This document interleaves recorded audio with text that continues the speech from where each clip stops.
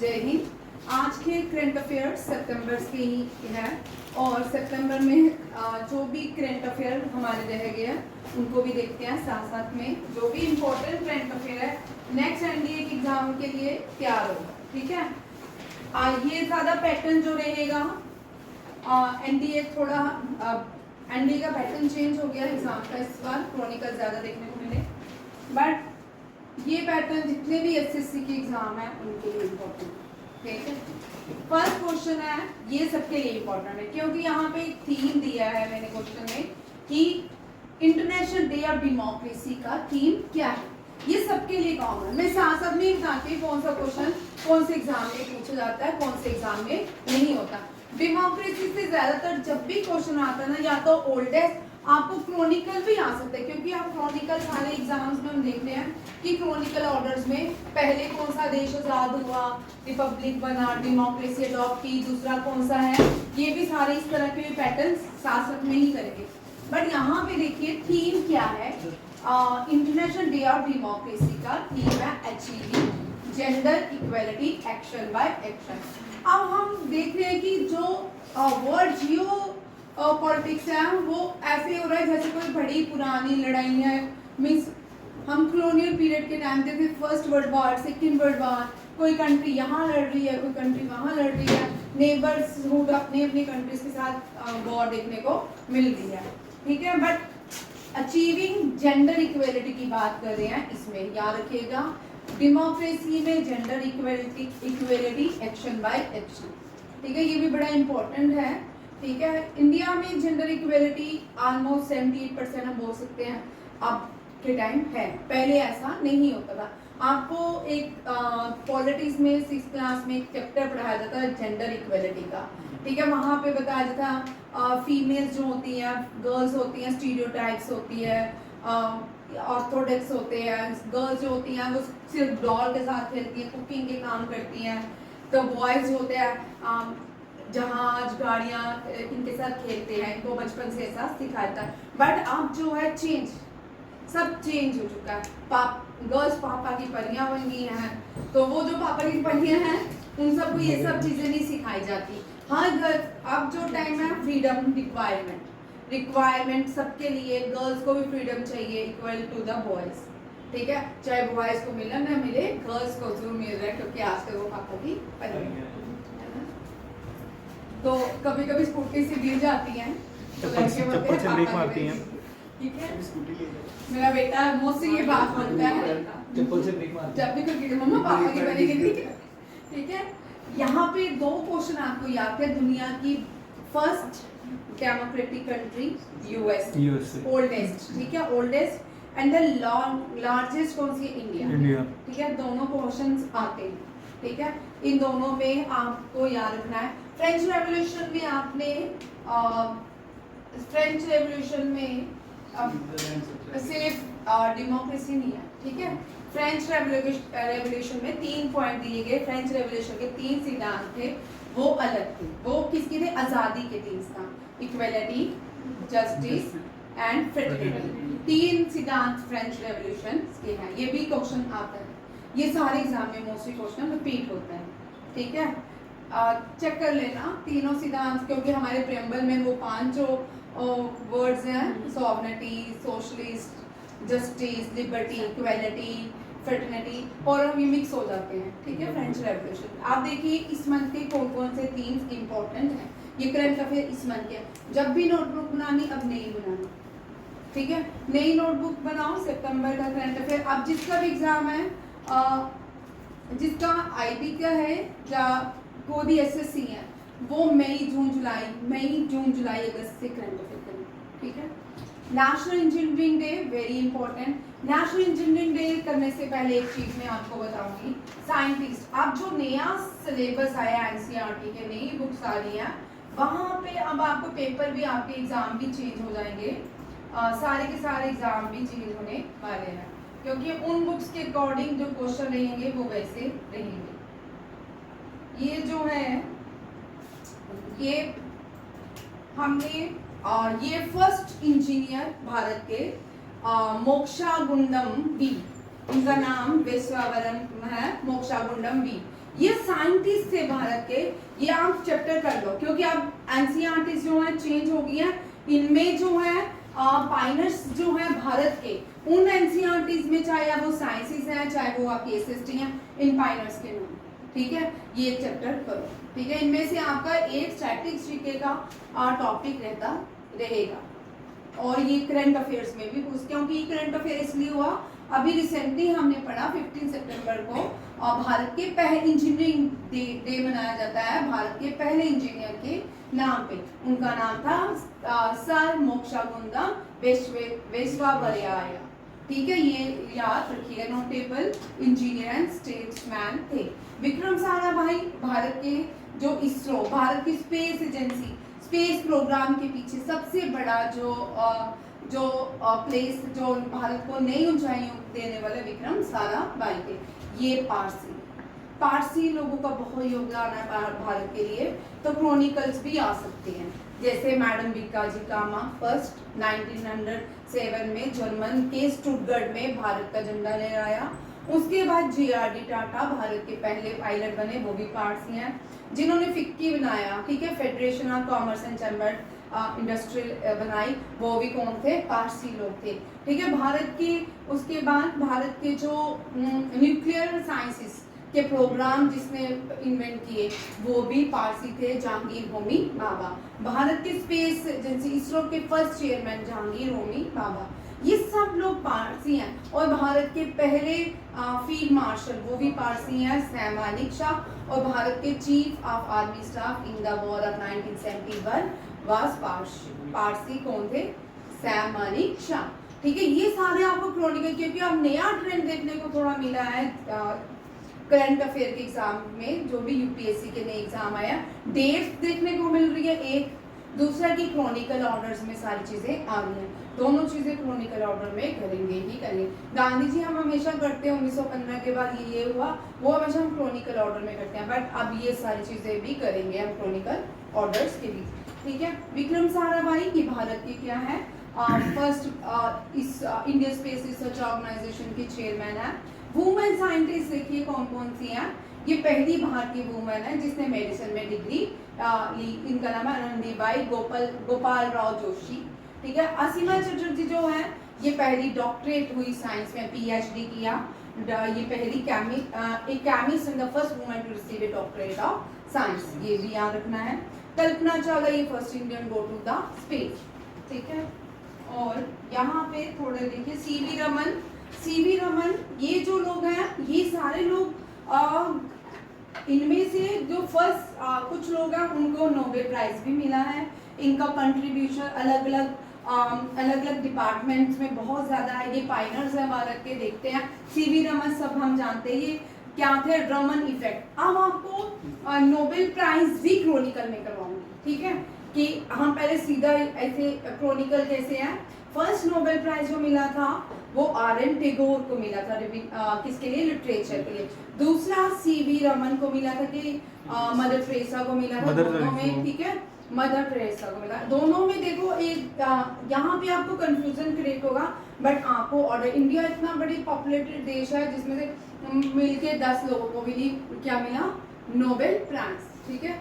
Second mother Teresa है, third CV Raman है, फिर उसके बाद अमर्त्य सेन है, इसके बीच है, बट वो इंडियन ओरिजिन के लोग हैं। इंडिया की सिटीजनशिप नहीं है उनके पास, उन्होंने इंडिया की सिटीजनशिप जो है लेफ्ट करने के बाद वो इंडियन ओरिजिन के लोग कहलाते, जैसे हरगोविंद सिंह खुराना है, श्रीनिवासन रामानुजन है, एक सुब्रमण्यम चंद्रशेखर है, इनको भी नोबेल प्राइज मिला है, बट ये क्या है, इंडियन ओरिजिन से बिलोंग करते हैं, इंडिया की सिटीजनशिप लेफ्ट कर दी। इसी तरह अभी जो अभिजीत बनर्जी 2021 में इनको इकोनॉमिक्स के लिए मिला था, बट वो इंडियन ओरिजिन के, ठीक है।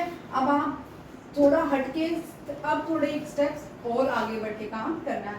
जो नए बच्चे हैं वो लिखते जाए, ये क्वेश्चन आपके एग्जाम में रहता है। इस तरह के क्वेश्चन बैंकिंग में देखने को मिल रहे हैं, पिछली बार भी देखे, उससे पिछली बार भी, ठीक है।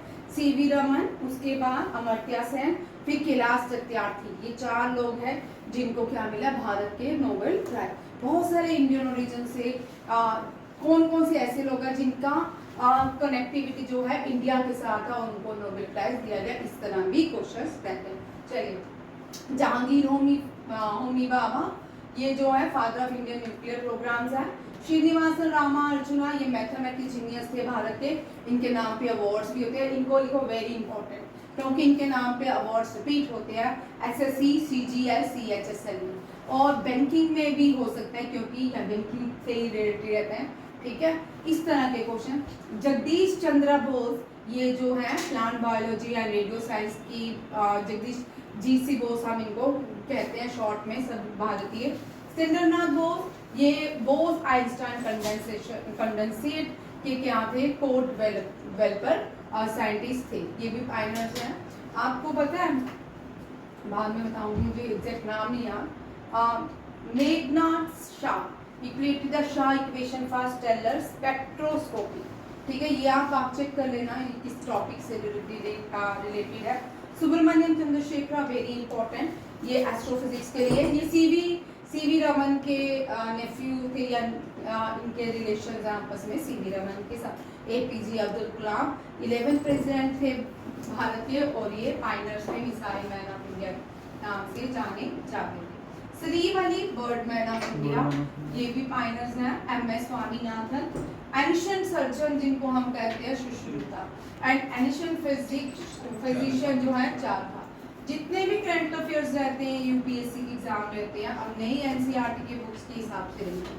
ठीक है, उनमें नए क्वेश्चन है बहुत सारे। मैथमेटिक्स में आपके क्वेश्चन चेंज होंगे, थोड़ा याद रखिए। आप लोग 7, 8, 9 का जो भी मैथमेटिक्स की बुक्स हैं, वहाँ पे साइंटिस्ट के, भारतीय साइंटिस्ट के नाम हैं। जैसे पाई और जीरो की वैल्यू, पाई की वैल्यू आर्यभट्टा ने दी थी, और जीरो जो है ये भी आर्यभट्टा ने दी थी। ये भी बड़ा इंपॉर्टेंट क्वेश्चन है।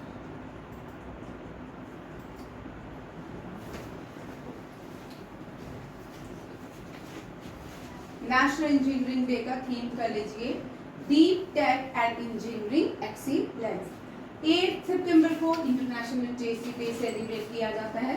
लिटरेसी जो है भारत में 2011 सेंसस 2011 लिख लो, जो सेंसस 20 इंपॉर्टेंट टॉपिक लिखो, आप करोगे को सेंसस 2011, और ये बैंकिंग एग्जाम में क्वेश्चन लेगा। आप एक टॉपिक लिखते जाओ, अनामिका जो टॉपिक बोलते हो उनको बाद में मेरे पास आना।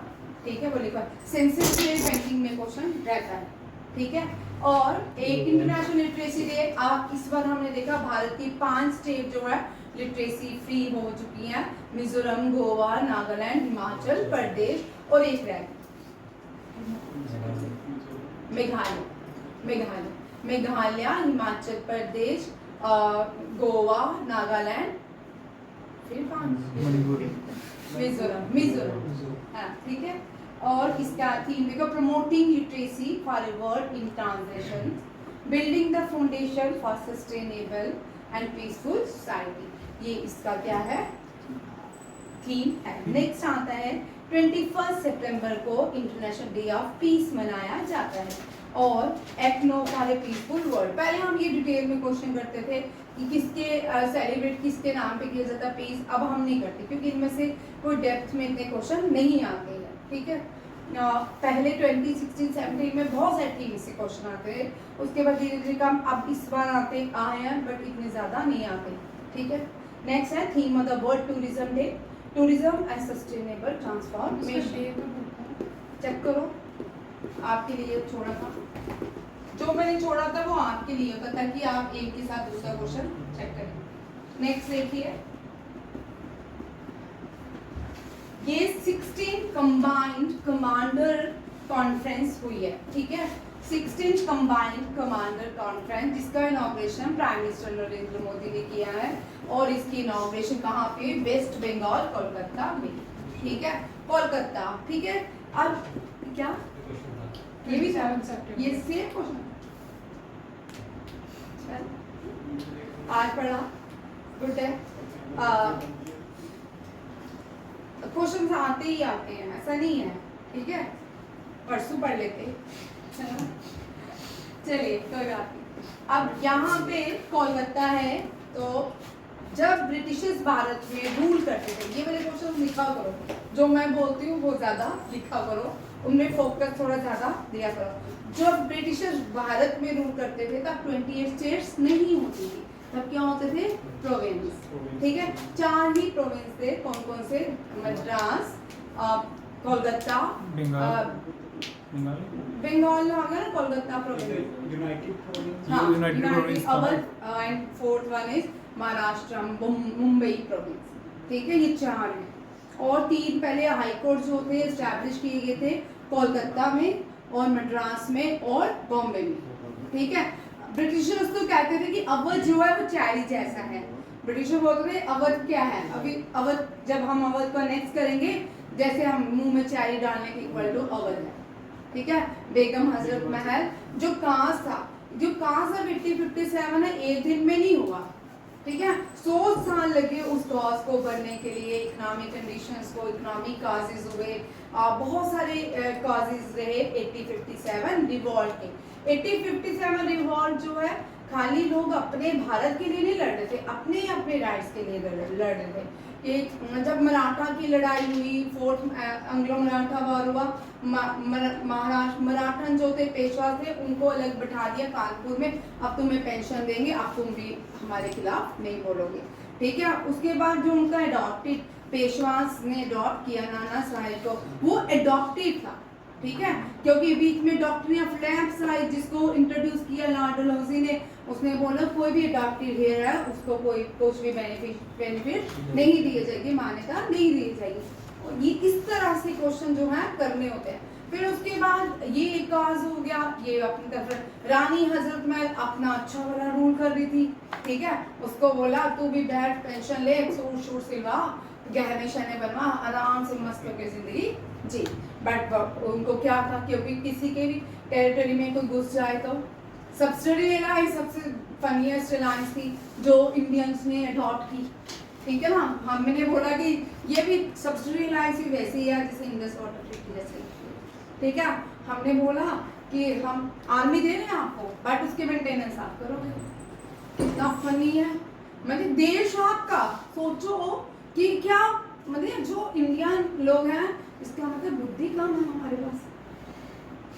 एनालिसिस तो यही होता है ना, कि आपका देश है, कि आप क्या कर रहे हो, कि भाई कोई 100-200 लोग आपके देश में आके आप पे रूल करने लगे। ये भी बड़ी फनी ट्रीटी लगती है मुझे। ठीक है, आर्मी हमारी, मेंटेन आप करोगे, घर हमारा तो खर्चा आप करोगे। ठीक है, इस तरह से बड़ी सारी सब्सिडीज अलायंस हुई। फिर उसके बाद गोमस्तास, जो गोमस्तास अपॉइंट की गई कॉटन इंडस्ट्रीज के लिए सुपरवाइजर, गोमस्तास से सुपरवाइजर, उनको अडॉप्ट किया गया। वो क्या करने लगे, उनके जो पीजेंट थे, किसान थे, उनके बीच रिलेशन नहीं थे बने, वो भी काज ऑफ 1857 रिवॉल्ट हुआ। धीरे धीरे बहुत सारे रिवॉल्ट हुए, बट 1857 रानी अपने लिए लड़ रही थी, देश के लिए नहीं लड़ रही। रानी अपने झांसी के लिए लड़ रही थी, अपने बेटे के लिए लड़ रही थी, बट सारे लोग नहीं आए, सिर्फ थोड़े ही लोगों ने 1857 थोड़ा सा और जोर पकड़ता, शायद ब्रिटिशर तब चले जाते भारत से। फिर 1857 में क्वीन का रूल खत्म, क्राउन का रूल शुरू। ठीक है, यहाँ पे देखो 25th ग्लोबल समिट। अब ये समिट से है, कॉन्फ्रेंस से है। ठीक है, प्राइम मिनिस्टर कोलकाता में ये कॉन्फ्रेंस की। कोलकाता से वेरी इंपॉर्टेंट क्वेश्चन जो है वो रह गए। कोलकाता जो है on the bank of river Hooghly, कौन से है ये क्वेश्चन है। ठीक है, on the bank of river Hooghly, ये बड़े इंपॉर्टेंट क्वेश्चन है। और जो first metro under water, under sea, वो भी कहाँ पे बनी थी, कोलकाता में। ठीक है, कहाँ पे बनी है, कोलकाता में, ये भी इम्पोर्टेंट है। और सारो ऑफ कोलकाता, सारो ऑफ वेस्ट बंगाल, दामोदर को बोलते हैं। ठीक है, ये क्वेश्चन लिखो, ये बड़े इंपॉर्टेंट साथ में क्वेश्चन होते हैं। सारो, हाँ, वेस्ट बंगाल, सारो ऑफ बंगाल बोलते हैं इसको, दामोदर नदी को। और यहाँ पे, और Subhash Chandra Bose born in Bengal province, but Odisha, he was born in Odisha. ये भी बड़ा कॉमन क्वेश्चन है। ठीक है, बड़े बच्चे मिस्टेक करते हैं। ठीक है, इसके बाद यहाँ पे 3 जो है UNESCO world heritage, Shanti Niketan UNESCO world heritage site है। ठीक है। यहाँ पे जो ऑर्गेनाइजेशन है रामकृष्ण परमहंस ऑर्गेनाइजेशन है, ये सारे क्वेश्चन एग्जाम में पूछते हैं, ठीक है। रामकृष्ण परमहंस ऑर्गेनाइजेशन जिसके फाउंडर स्वामी विवेकानंद थे। अभी रिसेंटली स्वामी विवेकानंद ने एक पहले भारतीय थे जिन्होंने स्पिरिचुअल कॉन्फ्रेंस में इंडिया को रिप्रेजेंट किया था शिकागो यूएसए में, वो एनिवर्सरी भी इसी मंथ सेलिब्रेट की है। वो भी एक करके क्वेश्चन देखेंगे, ठीक है। ये सारे बंगाल में रमाबाई रांडे जो है, इनको पंडिता का जो टाइटल दिया था वो भी कोलकाता यूनिवर्सिटी ने ही दिया था। ये बड़ी बार कॉमन क्वेश्चन है। बड़े सारे पायनर्स हैं अभी आपके एग्जाम में 1942 क्विट इंडिया मूवमेंट में पहली भारतीय कौन सी थी जो शहीद हुई थी, वो थी मितांगनी हाजरा, भूरी गांधी भी कहते हैं, वो भी बंगाल में ही हुई थी, ठीक है। और पहले यंगेस्ट जो शहीद हुए थे वो भी बंगाली थे। बंगाल ने भारत को बहुत दिया है, आजादी जो लड़ी ना सबसे ज्यादा बंगाल के लोगों ने लड़ी। आज हम जो माहौल आज जो बंगाल का वैसा बंगाल नहीं था। सारे पाइनर्स देखिए, सुभाष चंद्र बोस, स्वामी विवेकानंद, खुदीराम बोस जो है 17 ईयर्स की ईयर में ही क्या हो गया था, शहीद हो गया था। अंशुला मूवमेंट भी वहाँ पे चली, ऑर्गेनाइजेशन भी वहाँ पे बनी, जितने भी हाई कोर्ट्स इस्टेब्लिश हुए बंगाल में, फिर उसके बाद यूनिवर्सिटीज बंगाल में बनी, फिर उसके बाद जो है पोस्टल सर्विसेज बंगाल में इंट्रोड्यूस की गई, फिर 1911 से बंगाल शिफ्ट हुआ दिल्ली में, ठीक है। बंगाल जो है बहुत बड़ा है, पढ़ने के टाइम बंगाल से बहुत सारे हमेशा याद रखिए जब भी एग्जाम आता है बंगाल, मध्य प्रदेश, राजस्थान और गुजरात, ये 4 ऐसे स्टेट्स हैं। कल आप अगर दिमाग थोड़ा सा घुमा, कल एग्जाम देते इन 4 स्टेट में से एक क्वेश्चन होता ही होता है। ये 4 स्टेट ऐसी हैं जिनमें से एक क्वेश्चन हर एग्जाम में रहता है, ठीक है। ब्रिटिश इंडिया की बंगाल थी पहली कैपिटल, मुर्शिदाबाद। फिर बाद में 1911, ये क्वेश्चन इंपॉर्टेंट है। 1911 जो है, पीछे चला, 1911 जो है वो क्या है, इसलिए अबे क्यों इंपॉर्टेंट है 1911, क्योंकि Delhi become the capital of British, ठीक है। और इसको ल्यूटेंट की दिल्ली बोलते, ठीक है। ये भी बड़ा इंपॉर्टेंट है। चलिए अब नेक्स्ट क्वेश्चन देखते हैं। Global summit of the world travel and tourism, घबरान इतने लोग नहीं देखते देखिए वो, ठीक है, घबरान ऐड आई थी चॉकलेट की, ये क्यों बंद किया, कुछ नहीं बंद किया, ठीक है। ये world travel and tourism council, very important, इसका इतना कोई खास नहीं है। वर्ल्ड ट्रैवल एंड टूरिज्म जो 25 ग्लोबल समिट हुआ, ये रोम इटली इंपॉर्टेंट है, इसलिए यहाँ पे फूड एंड एग्रीकल्चर ऑर्गेनाइजेशन है किसकी, यूनाइटेड नेशन की, ठीक है। ये इतना, और रोम जो है land of 7 island, land of 7 Mumbai को क्या कहते हैं, वो लैंड ऑफ 7 आइलैंड कहते हैं, इसको लैंड ऑफ 7 हिल्स, वो लैंड ऑफ 7 आइलैंड इंडिया की है, वर्ल्ड की लैंड ऑफ 7 आइलैंड रोम की है, ठीक है। और लैंड ऑफ राइजिंग सन, अब यहाँ पे क्वेश्चन पूछ लिया, जापान। इंडिया में land of rising sun Arunachal Pradesh, ठीक है, ये भी याद रखना है। नेक्स्ट देखते हैं, building people trust is the theme of 11th Commonwealth parliamentary जितनी भी होती है उनको लीड कौन करेंगे, भारत के जो पार्लियामेंट्री स्पीकर हैं ओम बिरला, ठीक है। 11th कॉमनवेल्थ पार्लियामेंट्री एसोसिएशन, इसका थीम क्या है, बिल्डिंग पीपल्स ट्रस्ट। ये कहाँ पे ऑर्गेनाइज की, 3 क्वेश्चन बनते हैं, ठीक है। एक तो ये बेंगलुरु में ऑर्गेनाइजेशन कॉन्फ्रेंस हेल्ड हुई, और ये 11th का एडिशन, और थीम इसका बिल्डिंग पीपल ट्रस्ट, और इनॉग्रेशन किसने किया, ये आपके लिए। जो पॉइंट छोड़ती हूँ प्लीज उसको देखो और कमेंट करो, ठीक है, ताकि अगर आप लोग कमेंट करोगे रोज, कोई इससे क्या होगा, रोज सुनने से आपका जब आप घर जाके कमेंट करोगे पता है आपको ये कमेंट करना। पहले विक्रांत की आदत अच्छी थी, बट धीरे धीरे with the passage of time Vikrant भी वो जो एक्यूमुलेशन हो जाती है एनवायरनमेंट की, ठीक है। सिटी ऑफ 7 हिल्स है, हाँ, सिटी ऑफ 7 हिल्स कर लो। रोम जो है लैंड ऑफ 7 हिल है, सिटी ऑफ 7 हिल्स है। इंडियन इंटरनेशनल टी कॉन्फ्रेंस, ये जो है टी भारत के लोग नहीं पीते थे, ये भारत में लाई थी, ठीक है। टी जो है सबसे ज्यादा कहाँ पे? China. China is the largest producer followed by India, ठीक है। आज इंडिया के लोग बिना टी के तो एक आंख भी नहीं खोलते। India international T conference hosted इन कोची, ठीक है। कोची जो है केरला में है। कोची को जो है यहाँ पे देखिए इंडिया जो है टी सिटी ऑफ इंडिया बोलते हैं Dibrugarh Assam. T city of India क्या है? डिब्रूगढ़ असम, ठीक है। और रोम को लेंगे 7 आइलैंड में सिटी ऑफ 7 हिल्स कहा जाता है। बड़ी देर हो गई हमने सब और कॉफी का बेंगलुरु। हाँ। और यार theme national conference on e governance. National conference on e governance, आपको मैंने यहाँ 3 क्वेश्चन छोड़े। एक तो इनॉग्रेशन, दूसरा ये कहाँ पे नेशनल ई करवा चुकी हूँ क्वेश्चन, तो इसलिए ये स्टेप छोड़ दिया। National conference on e governance, इसका जो है थीम विकसित भारत। विकसित भारत एट द रेट 2047, क्योंकि 2047 को भारत को 100 साल हो जाएंगे, तो ये गवर्नमेंट ने एक टैग लाइन दी है Viksit Bharat at the rate 2047। तुम रहोगे, मैं नहीं रहूंगी, ठीक है। Viksit Bharat civil service and digital transformation, ये इसका थीम है, ठीक है। और द कंबाइंड कमांडर कॉन्फ्रेंस ये हो गया, और इसका कोलकाता ये रह गया, ये नहीं हो गया भाई। इंडिया का पहला स्पेस एस्ट्रोनॉमी ऑब्जर्वेटरी जो है उसका नाम है INSAT 3C, very very very important. भारत का पहला स्पेस एस्ट्रोनॉमी ऑब्जर्वेटरी इज ये भी आया था क्वेश्चन, INSAT 3C। भाई एक दिन लेट हो गया कमन तू एक दिन लेट हो गया, ठीक है।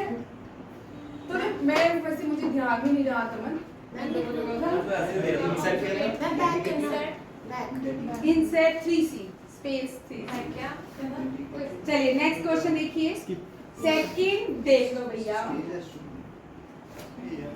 मैम ने कल प्रेजेंटेशन के पर से कोई नहीं, आपको इससे ये विश्वास होता है मैम जो करवाएगी वो आएगा। भगवान मुझे ब्लेसिंग देते रहे, तो ठीक है। पर इसका पेपर सारा आ गया, CDS में सब आया A से लेकर Z तक।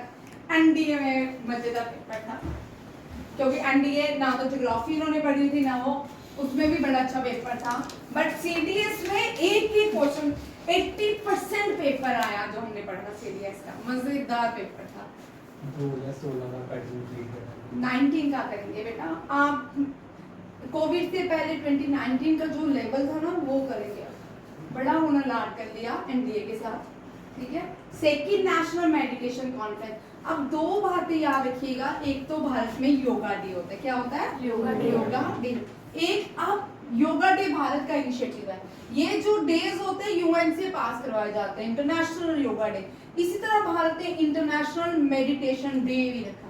इंटरनेशनल, अब जैसे योगा डे का शोर पड़ा ना, वैसे ये अब देखना शोर पड़ना शुरू हो जाएगा। इंटरनेशनल मेडिटेशन डे 22 दिसंबर या 21 दिसंबर, देखो कौन से दिन करते हैं, ठीक है। क्योंकि शॉर्टेस्ट डे होता है और ये लॉन्गेस्ट डे होता है, ठीक है।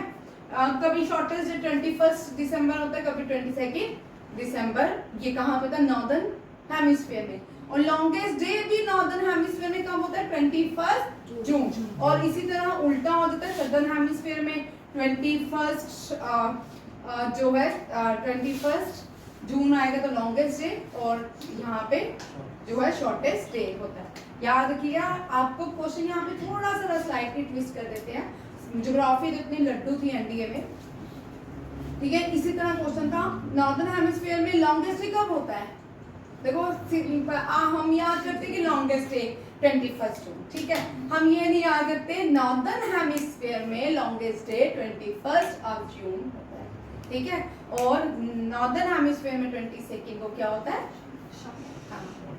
Shortest day. और जिसे लॉन्गेस्ट डे होता है योगा डे, जिसे स्मॉलेस्ट डे होता है तो मेडिटेशन डे। यहाँ से भी क्वेश्चन ट्विस्ट कर सकते हैं।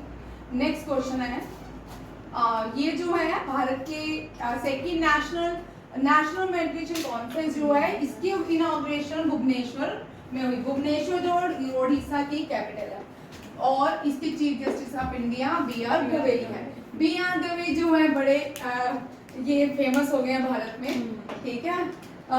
इनकी अच्छा है, अच्छी इनकी स्टेटमेंट है, भगवान ही कुछ करेंगे, जिसे एक्ट ऑफ गॉड, ठीक है ना। हम वो आपने एक मूवी देखी होगी अक्षय कुमार की थी, क्या नाम, नहीं जॉनी नहीं, गॉड, जिस पे वो केस करने के लिए बोलते हैं गॉड में। वो एक्ट ऑफ गॉड पे केस करता है, क्या है, हाँ ओ माय गॉड, ठीक है, वो एक्ट ऑफ गॉड पे, ठीक है, गॉड अच्छा है, चलो। बी आर दवे जो है 52nd भारत के चीफ जस्टिस है। 51 जो है संजीव खन्ना थे, और 50 जो थे डी वाई चंद्रचूड़, और 49 थे यू ललित, एंड फर्स्ट जो थे वो एच जे कानिया थे। अभी तक कोई भी भारत में फीमेल चीफ जस्टिस नहीं है। JNK से 2 लोग अभी तक चीफ जस्टिस बने हैं, एक है जो JNK में है, चल ये JNK के पहले प्राइम मिनिस्टर भी थे, और जो 42nd चीफ जस्टिस थे वो भी JNK से थे, उनका नाम था TS ठाकुर। TS ठाकुर, ये शायद भद्रवा रामबन के थे शायद, TS ठाकुर, ये भी याद रखें। AI एक्शन समिट और आर्टिफिशियल इंटेलिजेंस एक्शन समिट को चेयर बाय प्राइम मिनिस्टर, ये पेरिस में हुई, ये एक्शन समिट पेरिस में हुई। 2 लोगों ने इसको चेयर किया, एक तो भारत के प्राइम मिनिस्टर थे, एक एमेन्युअल मैक्रोन, ठीक है। एमेन्युअल मैक्रोन नहीं आता, मैक्रोनी ये जो है प्रेसिडेंट है फ्रांस के, ठीक है, जिसको नहीं आता क्योंकि ये बड़ा इंपॉर्टेंट है आपको, ये इसलिए इंपॉर्टेंट है। G7 जो है, G7 क्या है, G7 जो है इसके ये प्रेसिडेंट भी हैं, आपको क्रम में आ सकते हैं, ठीक है। G7 के प्रेसिडेंट का नाम, फ्रांस के प्रेसिडेंट का नाम क्या है, यूके के प्रेसिडेंट प्राइम मिनिस्टर का नाम क्या है, USA के प्रेसिडेंट का नाम क्या है, चाइना के, रशिया के, जर्मनी के, एंड कनाडा एंड जापान। 7, ठीक है। G7 ग्रुप, जिसको नहीं आते ये भी कोरोना खत्म हो गया, ठीक है, क्योंकि अब हर चीज जो है पैटर्न चेंज हो जाता है। पहले हम UK, USA, चाइना, रशिया इस तरह कर, Russia is not a part of, sorry, G7। कभी 1994 में Russia was a part of G7, and 2016 Russia was discarded by the G7 groups due to the occupation of Russia on Crimea, ठीक है। क्रीमिका एक जगह है यूक्रेन के पास, वहां पे रशिया ने क्या किया था, ऑक्युपाइड कर लिया, क्योंकि वहां पे जो लैंग्वेज बोली जाती है वो रशियन बोली जाती है। अभी भी सारा ऑक्युपेशन ही है। जिस तरह भाई देखो, सिंपल सी बात है,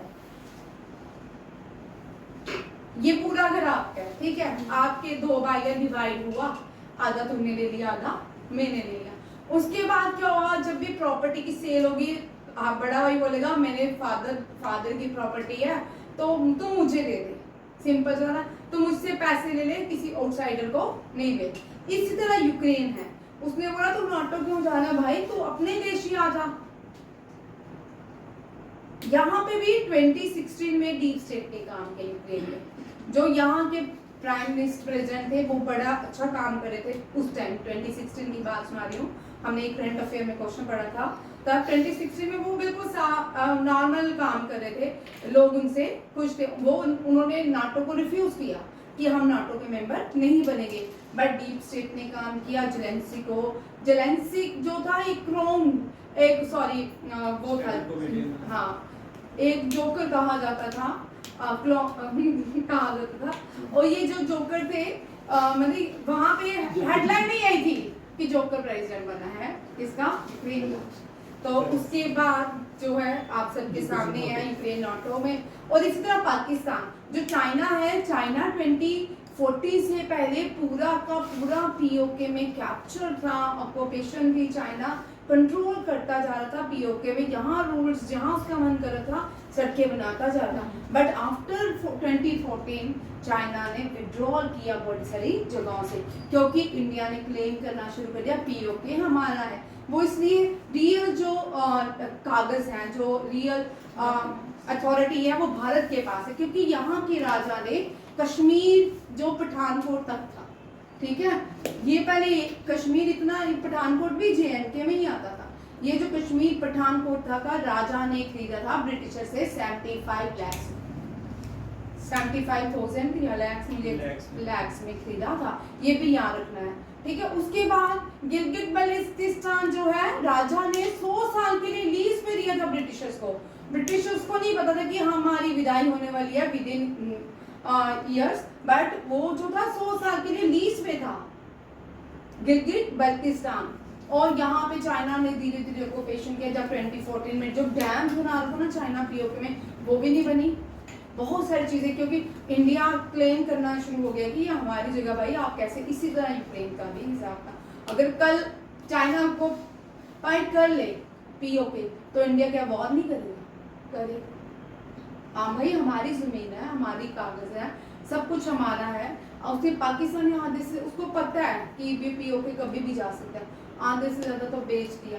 पीओके में सिर्फ पुअर लोग रहते हैं, जो रिच लोग थे चाइना से पैसे खा के सब। इस्लामाबाद शिफ्ट ना करो। इस्लामाबाद तो नहीं, इस्लामाबाद क्या करेंगे भैया?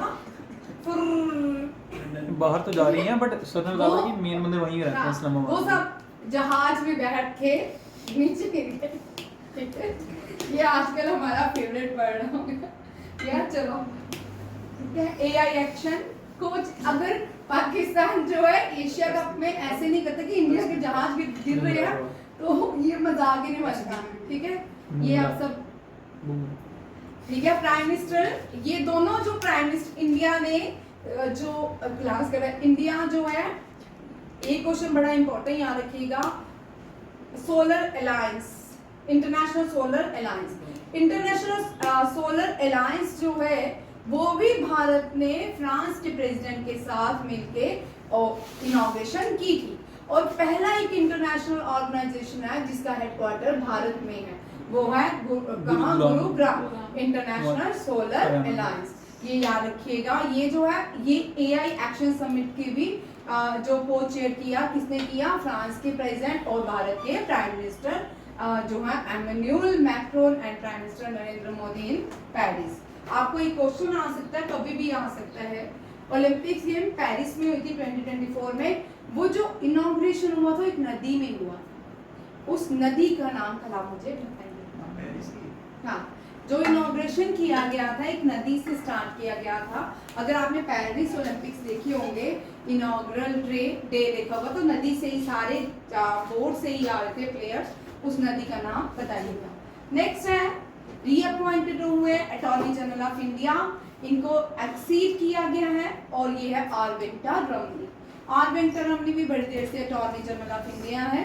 तो अटॉर्नी जनरल ऑफ इंडिया जो है ये अपॉइंटेड होते हैं recommendation of union cabinet council of ministry by the appointed by the president of India. वैसे इनका टेन्योर 5 ईयर रहता है, ठीक है। इनका एक्सटेंड के सीपी राधाकृष्णन जो है ये भारत के वाइस चेयरमैन अपॉइंट हुए राज्यसभा में, एंड वाइस प्रेसिडेंट अपॉइंट हुए हैं और चेयरमैन बने हैं राज्यसभा के। मिथुन मन्हास जो है, आप सबको पता है, ये तो जम्मू का ही है, आप सबको पता है। आप इनके बारे में मुझे बताएं। श्लेष चंद्रा, ठीक है। ये बैडमिंटन का तो नहीं है? देखते हैं जिसने बैडमिंटन का 32 साल बाद मतलब कि बैडमिंटन में चैंपियनशिप इंडिया को जीत ये लाई। अपॉइंटमेंट, ठीक है। नेक्स्ट देखो, ये भी अपॉइंटमेंट्स हैं साथ साथ में। थाईलैंड के न्यू प्रेसिडेंट, वेरी इंपॉर्टेंट, जिसका एग्जाम है वो सभी, जिसका अभी एग्जाम है। एक देखो, फॉर इंटरनेशनल क्वेश्चन क्या करने होते हैं इंटरनेशनल क्वेश्चंस में? प्राइम मिनिस्टर, प्रेसिडेंट, बस इतना ही। जिस देश में न्यू फीमेल अपॉइंट होती है वो भी याद रखना है, न्यू प्राइम मिनिस्टर अपॉइंट होते हैं वो भी याद रखना है, न्यू प्रेसिडेंट अपॉइंट होते हैं वो। इससे ज्यादा आपको ये नहीं याद करना भारत का एम्बेसडर कोरिया में कौन सा है, यहाँ पे कौन सा, एनवॉय कौन सा है, कुछ भी नहीं करना। सिर्फ आपको इंटरनेशनल से ज्योग्राफी और इनके नाम याद है। थाईलैंड जो है ये एशिया में ही आता है। अंतुन चरणवीराकुल, ठीक है। अंतुन चरणवीराकुल जो है ये न्यू प्राइम मिनिस्टर बने हैं थाईलैंड। डेविड लेमी जो है न्यू डिप्टी प्राइम मिनिस्टर बने हैं यूनाइटेड किंगडम के। गौरांगल दास जो है ये न्यू एम्बेसडर अपॉइंट हुए हैं, ये कोई करने की जरूरत नहीं है। वंदना गुप्ता को करने की जरूरत है क्योंकि ये controller general of communication account appoint हुई, ठीक है। सोनल मिश्रा जो है वो रेलवे पुलिस प्रोटेक्शन की फर्स्ट फीमेल अपॉइंट हुई है। बीच और में। हाँ ये कल नेक्स्ट यहाँ से करेंगे, ठीक है। थैंक यू, जय हिंद सबको। कल के लिए रामनवमी की शुभकामनाएं और थैंक यू, जय हिंद, जय भारत।